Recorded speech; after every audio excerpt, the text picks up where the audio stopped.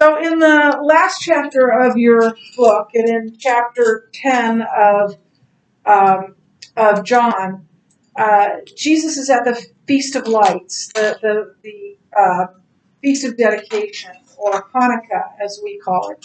So that's December. And this is sometime after that festival, that feast. The thing is that it can't have been a long time after, because that Hanukkah, that Feast of Lights, was just months before Jesus was crucified. So Jesus is going to be crucified the following March, April-ish, in that time period. Was it January? Was it February?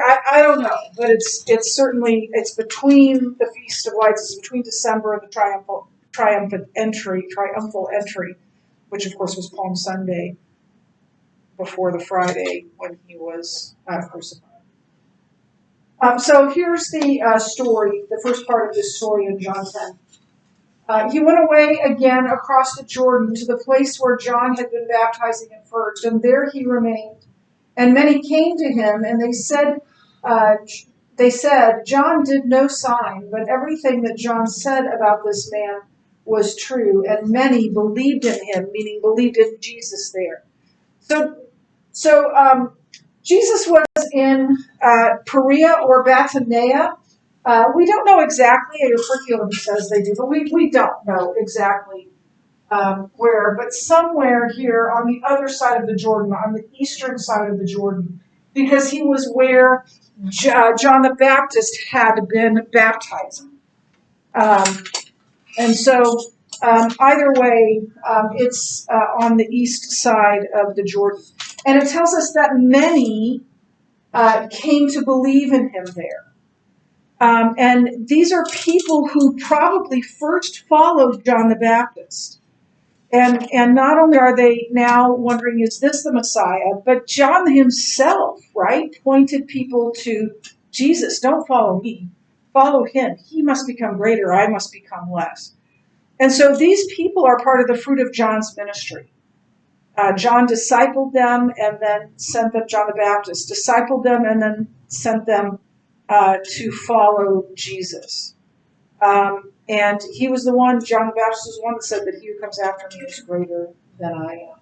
And so many of them believed in Christ because of what John had said and because of what they learned of Jesus. This was the fruit of John's ministry. And there are lessons in this for us, because sometimes it can become wearisome to be ministry can become wearisome, and we can wonder if we're building into someone's life. Are they ever going to figure it out? Are they ever going to come to know Christ? And I'm sure it was difficult for John the Baptist as well. But he just kept planting the seed and watering the seed. And he knew that Jesus was the light of the world and that everyone needed to know him. And it's true for us as well. It is our job to tell others about Jesus, planting the seed and to water the seed and to cultivate the seed. But it's God who gives salvation. It's God who gives the increase. And we may never see the results of our labor. John died before Jesus died and rose again. He never saw that. He never lived to see come to fruition the entire gospel. So now Jesus then goes on and he goes to Bethany. Bethany was, now your curriculum tells us how long Jesus stayed in Perea. We don't know how long he stayed. We know it couldn't have been longer than, a couple of months, because these events take place before his death. But we do know this. We know that while he was in Perea, he heard of the illness of Lazarus, and he stayed there 2 days, and then he made his way to Bethany. Bethany is very close, about 2 miles away, east and south of Jerusalem. So it's a very close walk. I think they called it a Sabbath day walk away. And we saw this picture in the book yesterday. It's a reconstruction of a first century tomb. You can see that round stone that's rolled ahead, in front of it. It's not the tomb of Lazarus. And then this is, we talked about this yesterday as well. This is the oldest excavated home in Bethany. And it dates back to Jesus' time. Some people think that the home of Mary, Martha, this isn't the home of Mary, Martha, and Lazarus, but some people think that it's very close to that, about 30 feet away. A church was built over that, and then that church was destroyed by the Muslims, and a mosque was built over that. And that's true of many sites in Israel where they built cathedrals even over sites that they believe were, parts of Jesus' story. So we're going to begin talking about John 11, starting with verses 1 through 6. Now a certain man was ill, Lazarus of Bethany, the village of Mary and her sister Martha. I was asked in the other class, which Mary is this? Which is a good question, right? It's not Mary Magdalene. It's not Mary, the mother of Jesus. And she's referred to as Mary of Bethany. She's Mary, the sister of Martha and Lazarus. And she's in several Gospels, maybe all the Gospels, at different times. She's in there. You know, the story of Martha and Mary, and Martha does all the work, and Mary just sits at Jesus' feet. That's this Mary here. So Mary, it was Mary who anointed the Lord with ointment and wiped his feet with her hair, whose brother Lazarus was ill. Now, this is interesting. Do you remember, to this point, have we read that story about Mary anointing Jesus and wiping him? No, we haven't. It's in chapter 12. But John references it in chapter 11. Probably because it was such a familiar story to the church. You know, remember, he's writing this late in the first century. It was probably such a familiar story to the church that they'd all be, oh yeah, that's the Mary. Because there's so many Marys, right? So yeah, Mary, the brother or the sister of Lazarus and Martha, Mary of Bethany. That would pinpoint who the Mary is. So the sisters sent to him, saying, Lord, he whom you love is ill. But when Jesus heard it, he said, this illness does not lead to death. It is for the glory of God, so that the Son of God may be glorified through it. Now, Jesus loved Martha and her sister and Lazarus. So when he heard that Lazarus was ill, he stayed 2 days longer in the place he was. Does that make sense? Somebody calls you, somebody you love very much is ill, and you say, I love that person. And because I love that person, I'm going to wait to go see them. Does that make sense?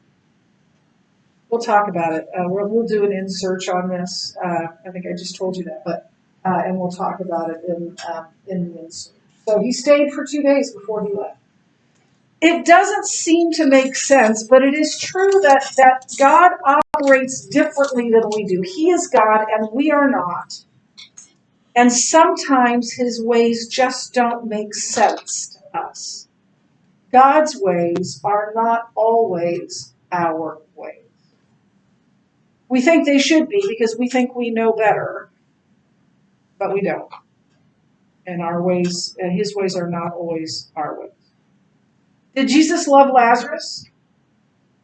Yeah, it tells us as much. Did he know Lazarus would die? Yeah, he's Jesus. He's God, right? Did he go immediately to keep Lazarus from dying? No. Would we have done the same thing? When my mother had cancer in 2010 when I went to camp, and we thought she had 3 to 6 months. And it became known on Wednesday of that week that her time was shorter than that, 2 to 3 months. And I asked if I should come home, and my sister said, no, Mommy says don't come home. And then I got a call on Friday morning. You need to come now. She's dying. And I got in my car and left. I didn't care. Somebody else can teach the story. Somebody else can take my duties. It didn't matter. And I love those campers. And I love the people I work with at camp. But my mom, didn't know how. I didn't know on my trip back. I didn't know how to ride home too late. I didn't wait. I think any of you would do the same, right, for someone you love. So even though we cannot always understand God's ways, we can know that whatever He does is perfectly best for us, for our good and for His glory, even if we don't understand. And in a certain sense, it makes sense that God is beyond us, that we wouldn't completely understand Him. If we could completely understand Him, we would be God, right? So we need to learn how to trust God with what He's doing. Sometimes we ask why, sometimes it seems like it doesn't make sense, but we need to trust God. These are my husband's favorite verses in the Bible. Trust in the Lord with all your heart, and do not lean on your own understanding. But in all your ways acknowledge Him, and He will direct your paths. Even when it hurts, even when it's difficult, even when it doesn't make sense, we need to trust God that He knows what He's doing. He is God, and we are not. And we need to rest in the truth that He knows what He's doing. And it's not only for our good, eventually, or ultimately, but also for His glory.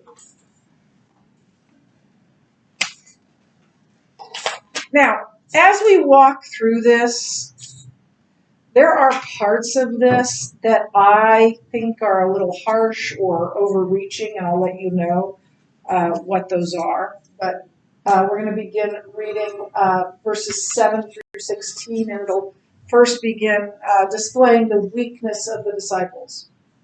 Then after this, He said to the disciples, "Let us go to Judea again." So after the 2 days. The disciples said to Him, "Rabbi, the Jews were just now seeking to stone you, and are you going there again?" Jesus answered, "Are not there 12 hours in the day? If anyone walks in the day, he does not stumble because he sees the light of this world. But if anyone walks in the night, he stumbles because the light is not in him." After saying these things, He said to them, "Our friend Lazarus has fallen asleep, but I go to awaken him." Jesus meant that he had died. The disciples said to Him, "Lord, if he has fallen asleep, he will recover." Now Jesus had spoken of his death, but they thought that He meant taking rest in sleep. Then Jesus told them plainly, "Lazarus has died, and for your sake I am glad that he was not there, so that you may believe. But let us go to him." So Thomas, called the twin, said to his fellow disciples, "Let us also go, that we may die with him." So there is some lack of courage here, right? I mean, I don't think that they were just saying, "We want to go back that close to Jerusalem." Weren't they just trying to stone you? I don't think they were just concerned about Jesus. I think they were concerned about themselves as well. And I think to a certain extent they did lack courage. But they also might have thought, that it was unwise for them to go back. But I'm sure they were afraid. I mean, wouldn't we be afraid as well? Have you ever been afraid of anything? Ever? What are you afraid of?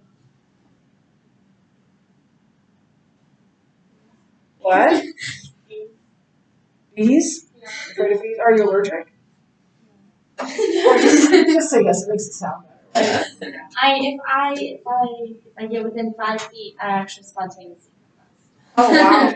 Wow. So very serious condition. Keep the bees out of the school, please. We don't want that. I think I've mentioned to you before that I am absolutely petrified of snakes. 100%. Doesn't matter. People say, "It's a little gator snake." No, I don't care. It's a python as far as I'm concerned. Actually yesterday when I went home to let the dogs out, I was walking along. Well, the first thing that happened is I got out of my car and this bird in the tree was like, "Wah! Wah!" And it was the ugliest sound I ever heard a bird make. It was warning you. It was like barking at me, literally. And so, yeah, they can be. They like dive bomb you. And, yeah. So I take the dogs out, and we're in the front yard, and I'm walking around like, what is that? Because it was straight. It wasn't a twig. It was about the thickness of a twig. And then it was kind of shiny. And I realized there were scales, but I didn't see a head. Now, where the head should have been, and it wasn't a tail, it was like red there. The rest of it was this gray color. And this bird, while I was out there the whole time, was like, "Meh!" So I take the dogs back in, and I was like, this is a snake. I'm sure this is a snake. But I don't know what happened to its head. And so I go in and I get the spade and I go out there I don't want any snake in my yard. Good summer for me is when I do not see a snake. We live on Fontenelle Forest, and so they're all over the place. And I hate snakes. In fact, I found a dead baby snake in my washer, like the summer after we moved in. I'm pulling stuff out of my washer. And I was like, what is that thing under it was like under the agitator, right? And I reached in to get it, and I was like, no, it's a dead baby snake. And so I called my husband. And I said, sweetie, I really hate playing the helpless female card, but you're going to have to do something for me, because there's a dead baby snake in our washer. We need to take it out. I have no idea. It was in our clothes. I don't know. That freaked me out, right? Seriously, it was this. But it doesn't matter. It was a snake. And I told my sisters this story, and one of my sisters said, well, what are you going to do? And I said, well, obviously, the only thing we can do, we have to move. We can't stay here. We didn't move. But so this snake, this headless snake was there, and I would take this spade to go throw it away somewhere where it wouldn't be in our yard, like in the neighbor's yard, in the forest, I don't care. It's not in our yard. And it's gone. Oh. And I'm looking, and I'm like, okay, I did not imagine this. I know I'm kind of crazy, but I did not. And I'm looking, and it's not there. I think that just before I got home, drove into the driveway, that bird killed that snake, cut off its head, right? And then I drive in the driveway, and he goes back up in the tree, and that's why he's like yelling at me. And then while I was in the house with the dogs, he got the snake again. Because I haven't heard from the bird since. So, no, it didn't, because its head was gone. It was, and I actually did see, I think I told you about the snake I saw in Africa, right? No. I mean, the entire reason, and I know this is awful. Please remember that I became a believer at 17. But I lived for years in my youth, my young adulthood, like being afraid that if I really gave myself completely to Jesus, that he'd send me to Africa.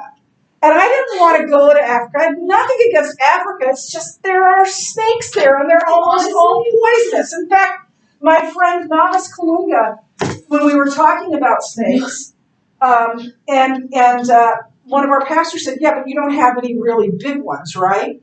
And he looked at John and he said, even a small one will make you cry. And I did I saw a spitting cobra that actually a friend of mine killed that was going down into a hole one time in Africa. But that was what was holding me back from wanting to go to Africa. And if I would have allowed that fear to truly rule me, I would have missed out on not only some of the most important experiences of my life, but I also would have missed out on beautiful friendships that I have with so many African friends who I love and respect. In fact, just the other day, I was in a Facebook conversation with my friend Marjorie Malumbo, and I love her and respect her so much. We can't let our fear keep us from doing what God has for us. There's a lack of understanding. Well, he needs to sleep. If he's sick, he needs to get some sleep. And don't wake him up, right? No, he's dead. So they didn't understand what was going on. There was some lack of faith. But I think some of that is an overreach of the text. So I'm not going to go any more into it. So let's talk about the wisdom of Martha. Now, when Jesus came, he found that Lazarus had already been in the tomb for 4 days. That's an important fact. We'll talk about that when we get to the insertion. Bethany was near Jerusalem, about 2 miles off, and many of the Jews had come to Martha and Mary to console them concerning their brother. So when Martha heard that Jesus was coming, she went and met him. But Mary remained seated in the house. Martha said to Jesus, Lord, if you had been here, my brother would not have died. But even now I know that whatever you ask from God, God will give you. Jesus said to her, your brother will rise again. Martha said to him, I know that he will. I know that he will rise again in the resurrection on the last day. Jesus said to her, I am the resurrection and the life. Whoever believes in me, though he die, yet shall he live. And everyone who lives and believes in me shall never die. Do you believe this? She said, yes, Lord. I believe that you are the Christ, the Son of God, who is coming into the world. So she believes that her brother will rise, and Jesus has said that. But she's thinking eventually, like the time at the end of the time of earth, which is what the Jews believe as well, that everyone will rise and believers will go to heaven. And so she's thinking, yeah, someday when the world ends, my brother will rise. She doesn't comprehend when. Jesus is saying, again, we see misunderstanding in this passage, right? Jesus is saying he's going to raise him up right now. So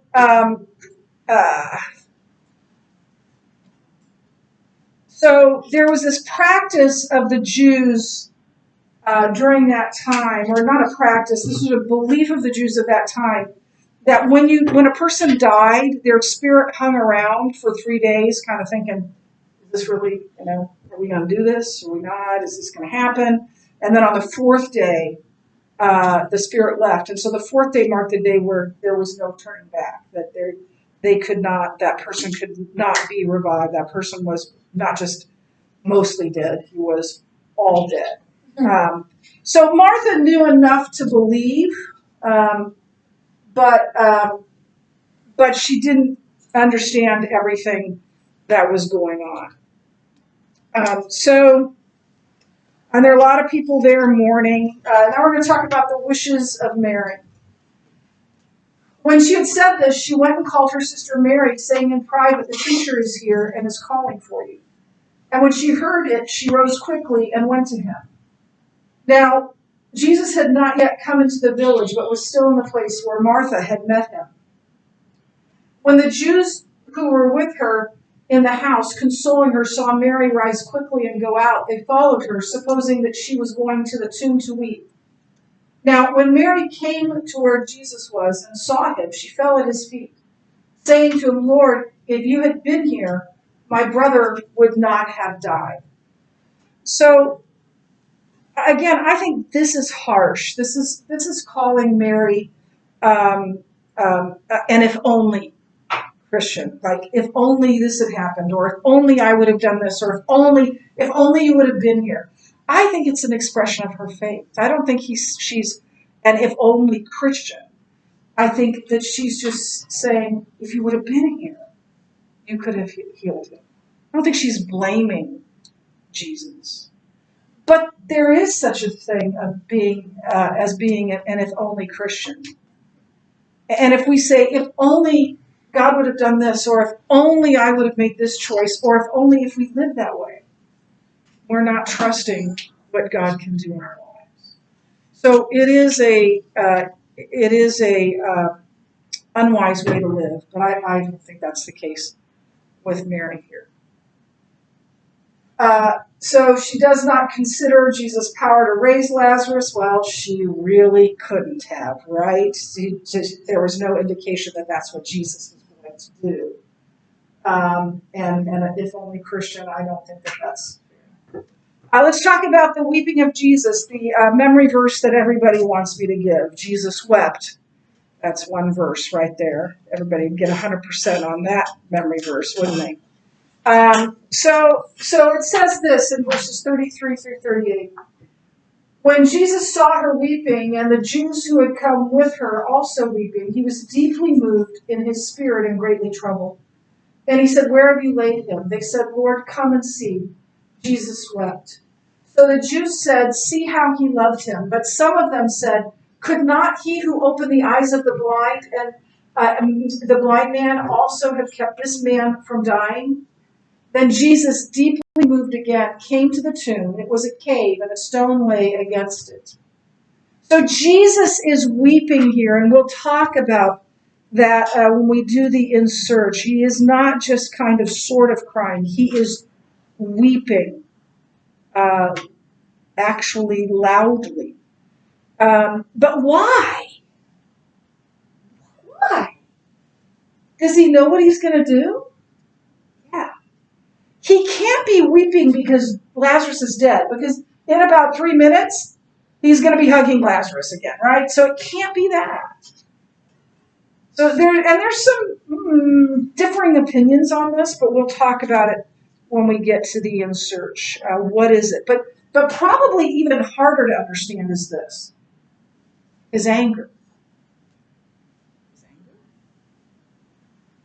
The word, and I'll talk more about this as well, the word in Greek for deeply moved and greatly troubled is embrymeomai, and it always means anger. It kind of surprises us. Jesus is at the tomb of Lazarus knowing he's going to raise him, and he's angry.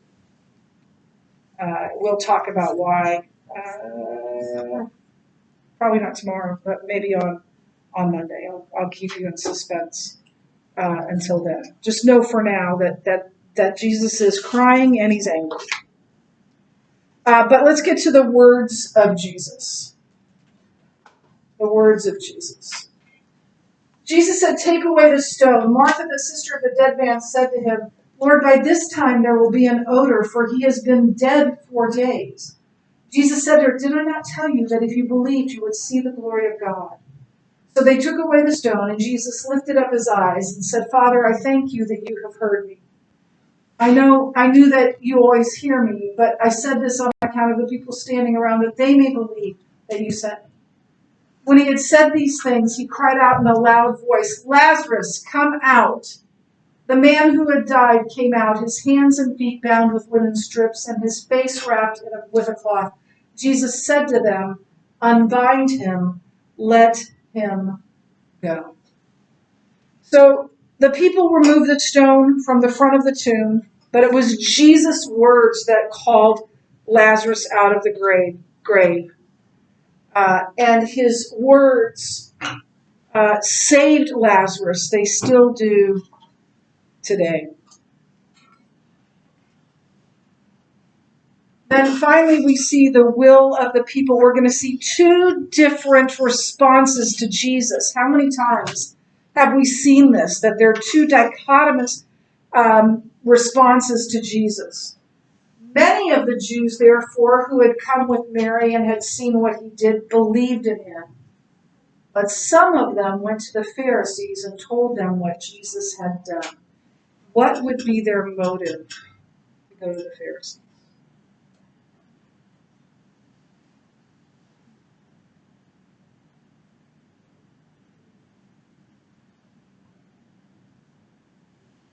What do you think?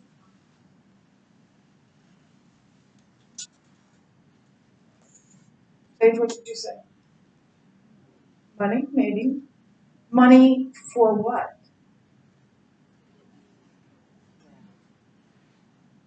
They're going to the Pharisees to tell the Pharisees maybe where to get him, where to find him, maybe that he's back in the area, maybe to tell him what he's done, but they're not going to say, it doesn't read like they're going to say, "Wow, this guy's doing great things. Why? You shouldn't be against him." Many believed, and then it says, "but some," right? So this is contrasting those who believed are trying to get him in trouble with the Pharisees. How, after this miracle, particularly, right? The man had been dead 4 days. He was all dead. Jesus, with his voice, raises him from the dead. And they still refuse to believe. That's a hard heart.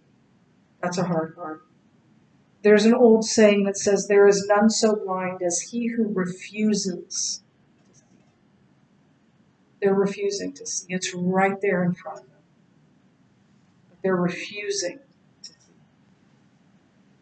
So we're going to end there for today, and then we'll pick up tomorrow with the In Search of Jesus. We'll do the questions tomorrow, and then move on with the lecture. I'm going to hand out this study guide, and you have the rest of the hour to work on it.